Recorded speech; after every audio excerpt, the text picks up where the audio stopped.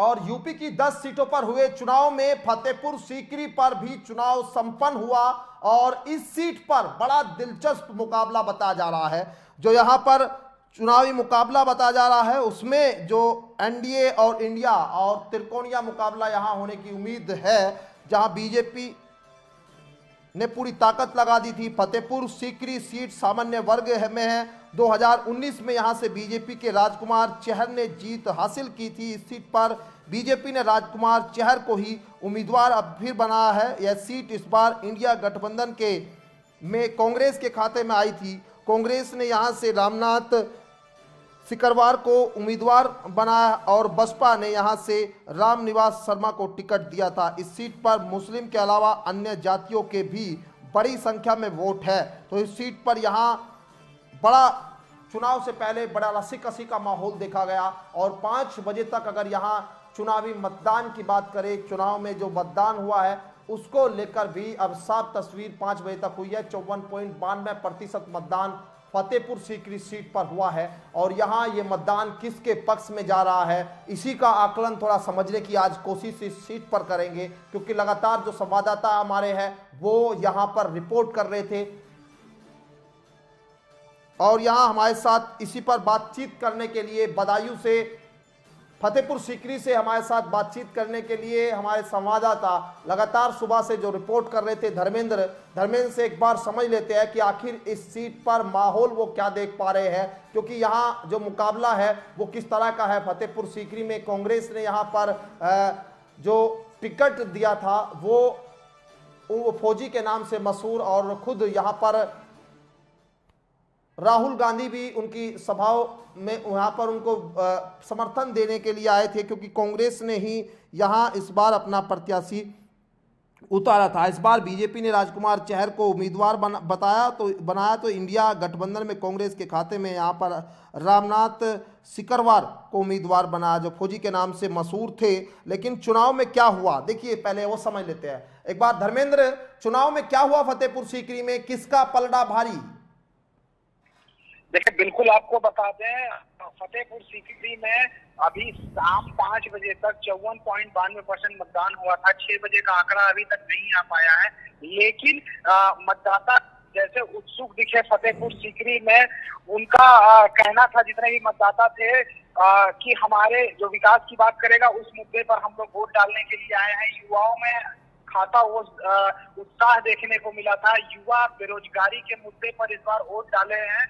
लेकिन फतेहपुर सीकरी में कई जगह ऐसे रहे जहां पे लोगों ने मताधिकार का अपने बहिष्कार कर दिया। उनका कहना था कि हमारे जो जनप्रतिनिधि हैं वो कभी नहीं दिखाई देते हैं, तो जब तक जनप्रतिनिधि नहीं आएंगे और हमारी समस्याओं को सुनने वाला कोई नहीं होगा, हम मतदान नहीं करेंगे।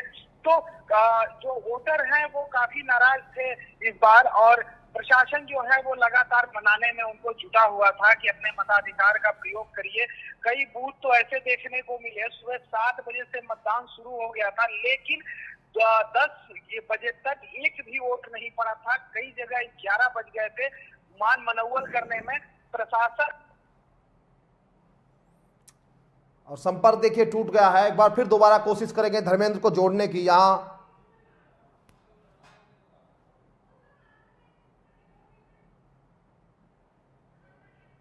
और यूपी की 10 सीटों पर मतदान को लेकर देखिए हमारे संवाददाता बता रहे किस तरह से यहाँ पर जो मतदान हुआ है, किन मुद्दों पर मतदान हुआ है। सुबह से कई जगह पर यहाँ बहिष्कार की खबर आई, उस खबर ने भी यहाँ पर प्रशासन के भी हाथ पांव फुलाकर रखे। यहाँ पर सरकार के लोगों को लेकर भी नाराजगी दिखी, क्योंकि यहाँ बीजेपी से राजकुमार चहर वो उम्मीदवार यहाँ पर थे, उनको लेकर भी किस तरह की क्या नाराजगी थी, क्योंकि यहाँ जीत उन्होंने पिछली बार 2019 में दर्ज की थी और लोग कह रहे थे कि हमारे जनप्रतिनिधि यहाँ बीच में आए ही नहीं है। उधर कांग्रेस बड़ा सिंपल सा कार्ड खेलती हुई दिखाई दी। लेकिन जो सबसे बड़ी बात है, क्योंकि सबसे ज़्यादा नब्ज समझता है रिपोर्टर जो उस ग्राउंड को देख रहा है, वहाँ पर रिपोर्ट कर रहा है, तो आज सीधा रिपोर्टर से ही समझने की कोशिश करेंगे आकलन, क्योंकि ये जिज्ञासा आपके बीच भी होगी। इस जिज्ञासा में आपको जो है उसको थोड़ा कम करने की कोशिश करेंगे। फतेहपुर सीकरी सीट पर फतेहपुर में बड़ा खेल किसके साथ होगा, किसकी जीत होगी, किसकी हार होगी, किसको इस बार जनता यहाँ पर किन मुद्दों पर वोट डाल रही है, तमाम उन मुद्दों पर बात करने के लिए धर्मेंद्र के पास एक बार फिर चलेंगे।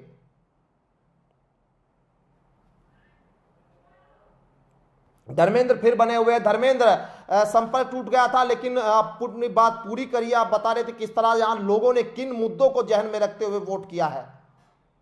देखिए, बिल्कुल आपको बताएं, हम सुबह से ही फतेहपुर सीकरी में मतदान हो रहा है, वहां बने हुए हैं और लगातार हमने अपने दर्शकों को दिखाया कि कैसे लोग वहां विरोध प्रदर्शन कर रहे थे। कहीं नाली खड़ंजे को लेकर विवाद था, तो कहीं पानी को लेकर विरोध था। लगातार हाथ में तख्ती लेकर भी लोग उस पर लिखे थे कि मताधिकार का हम बहिष्कार करते हैं। और कई बूथ तो ऐसे भी दिखे जहां पे जो मतदान कर्मी है वो सिर्फ नजर आए, बाकी मतदाता एक भी नजर नहीं आ रहे थे। उनका ये साफ तौर पे कहना था, हमारे क्षेत्र का विकास नहीं हुआ है, और जब विकास की जो बात ही नहीं हुई है तो किन मुद्दों को लेकर हम वोट डालें। हालांकि जब प्रशासन मनाने पर लोग माने और फिर जाके वोट देना शुरू किए, लेकिन ये कहीं ना कहीं जो उनके मन में चल रहा था कि जो सांसद होगा और हमारे बीच में आएगा, जो हमारे विकास की बात करेगा, बेरोजगारी की बात करेगा, हम वोट उन्हीं मुद्दों पर देंगे। अब वोटर खुल के सामने नहीं आए, लेकिन उनके मन में ये था कि हमारा विकास हुआ ही नहीं है। 5 सालों से हम जूझ रहे हैं, सड़क को लेकर परेशान है, नाली खड़ंजे को लेकर परेशान है। तो वोट हम किन मुद्दों पर वोट देंगे? बेरोजगारी पर युवा बोल रहे हैं। तो जो फतेहपुर सीकरी का जो मतदान हुआ अभी, वो उसमें ये साफ तौर पे जितने भी वोटर हमसे मिले और जिनसे हमारी बात हुई, उनका ये कहना था कि जो क्षेत्र की विकास की बात करेगा और जो क्षेत्र का विकास करेगा, हम उसको ही वोट रहे हैं। और एक जिन गाँव में विकास नहीं हुआ, वो एक अपना गुट बना लीजिए कि हम वोट इनको देंगे तो ये लग रहा है कि विकास करेंगे। मतलब एक तरफ से सब लोगों ने ये विकास के मुद्दे पर, जो सबसे बड़ा मुद्दा है विकास का मुद्दा, उस पर वोट फतेहपुर सीकरी में। युवाओं ने बेरोजगारी को देखते हुए अपने मताधिकार का प्रयोग किया है। सुबह से ही लोग उत्सुक दिख रहे थे, लाइनों में खड़े थे। शाम अभी 6 बजे तक जो जितने लोग मतदान केंद्र पर पहुंच गए थे, दरवाजा बंद होने से पहले वो अपने मताधिकार का प्रयोग करेंगे। लेकिन जो लोग लेट में पहुंचे वो नहीं कर पाएंगे। हालांकि मतदान जो का रेशियो जो है वो लगभग 60% पहुंच गया है। तो अगर विकास हुआ होता और नाली खड़ंजे की बात हुई होती तो ये जो मतदान है ये और ऊपर जाता, क्योंकि बहुत सारे जगह मताधिकार का लोगों ने विरोध किया था।